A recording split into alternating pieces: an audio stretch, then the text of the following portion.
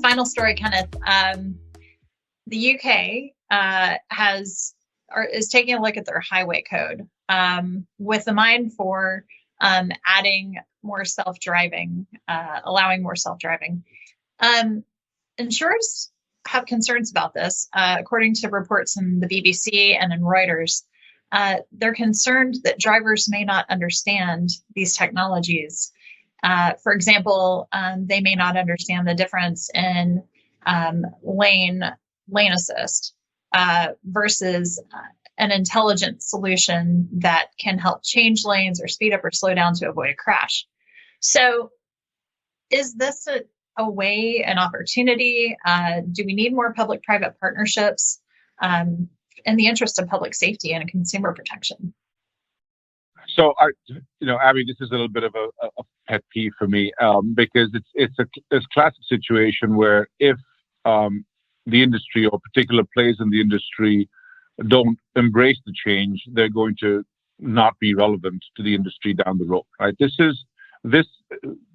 To assert statements like that to me is, you're fighting the future rather than embracing it, right?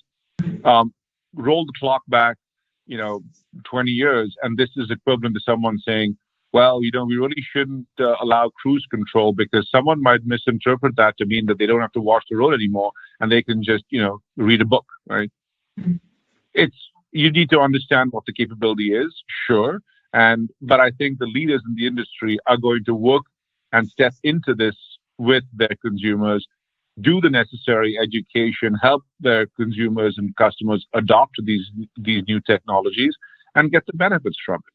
Now, I don't think anyone's intending on making blanket statements about, once you have this capability, all bets are off. On the contrary, I think there's a lot of regulation, not even from the industry, but even from the governmental agencies who are considering this.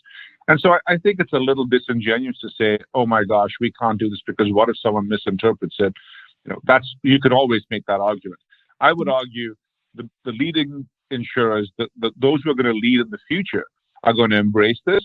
They're going to actually start to think about how their policies and their risk profile starts to adopt to actually to take advantage of this. So maybe insurance cover starts to shift more towards the product liability of, does your self-driving vehicle operate correctly? We talked about cyber. Do we start seeing cyber cover to make sure that, you don't get hacked and your car doesn't get crashed? There's lots of things that you can do to embrace the future, adopt to it, help your customers adopt to it, and then be alongside them as they go into the new environment. I would argue saying, well, someone might misunderstand that as a little bit of sticking your head in the sand and trying to fight the future. So, I think we'll go back to what I think Accenture has said for years, right? Well before this story, which is you can choose to disrupt or be disrupted. And, we're going to stay with that for this story as well. Kenneth, always great to talk to you. Great insights. We'll talk again soon. All right. Thanks for the time, Abby.